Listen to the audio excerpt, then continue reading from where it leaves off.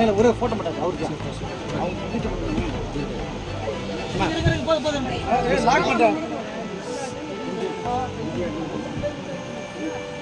கரெக்டாக யூஸ் பண்ணுறது மட்டும்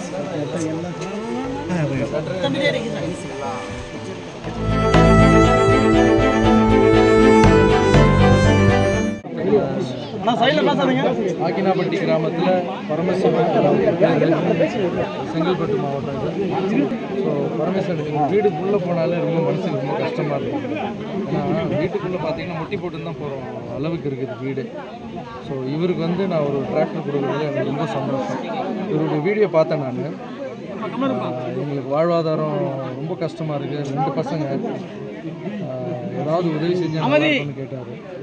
அப்புறம் இவரை பற்றி நான் கேள்விப்பட்டேன். இங்கே இவர் கஷ்டப்பட்டாலும் ஒரு சில நல்ல விஷயங்கள்லாம் பண்ணுறாரு. ஸோ இவர்கிட்ட டிராக்டர் கொடுத்துருக்கேன், ஒரு டிராக்டர் உங்கள் குடும்பத்தில்.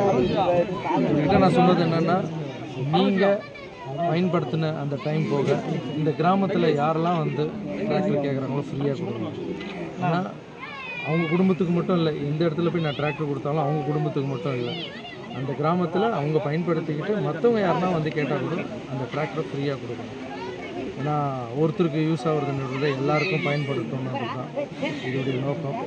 மே 1ஆம் தேதி மாற்றம்ன்ற ஒரு சேவையை ஆரம்பித்தேன். அது ரொம்ப நல்லபடியாக நல்லா போயிட்டுருக்கு. 10 டிராக்டரில் சென்னையில் வர வச்சு ஒரு குடும்பத்துக்கு கொடுத்தேன். இது 2வது டிராக்டர். அது வந்து கொடுக்குறது ரொம்ப சந்தோஷம்.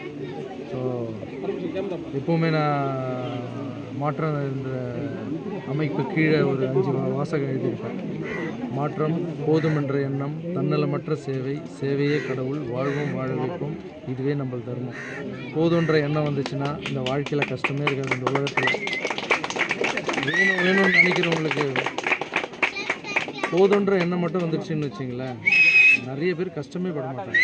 ஏன்னா எனக்கு இது போதும்னா மற்றவங்களுக்கு வாழ வைக்கலாம், எனக்கு இந்த சாப்பாடு போதும்னா மற்றவங்களுக்கு கொடுக்கலாம், நான் நல்லா இருக்கேன் நீயும் நல்லா இருன்னா எல்லாரையும் வாழ வைக்கலாம். ஏன்னா அந்த போதுன்ற எண்ணம் வரணும். வேணும்னு நினச்சோன்னு வச்சிங்களேன், அது வந்து எவ்வளோ தான் கொடுத்தாலும் பத்தாது.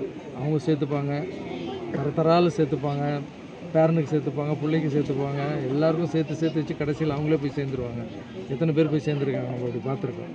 ஸோ எவ்வளோ வேணும்னு நினைக்கிறாங்களோ அவங்கக்கிட்ட ஆசை அதிகமாக இருக்குது. ஆசை அதிகமாக இருக்கிற இடத்துல சுயநலம் அதிகமாக இருக்கும். ஸோ போதுன்ற இடத்துல தான் வந்து ஒரு அன்பு இருக்கும், ஒரு வீரம் இருக்கும். நான் இன்றைக்கி நல்லா இருக்கேன், நான் சம்பாதிக்கிறேன், நாளைக்கு வந்து என்னால் சம்பாதிக்க முடியும்னு நினைக்கிறாங்கல்ல, ஸோ அவர்கிட்ட வீரம் இருக்கும். அந்த மாதிரி வீரர்கள் தான் என்னுடைய இப்போது பாய்ஸ், வளர்ந்து வந்திருக்கிற அந்த படிச்சிருக்கிற பாய்ஸ்.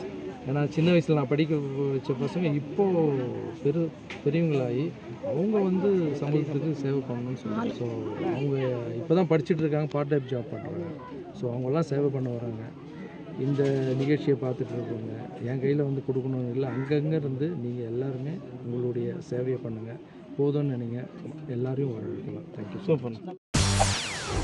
செய்திகளை உடனுக்குடன் தெரிந்து கொள்ள உடனே சப்ஸ்கிரைப் பண்ணுங்க.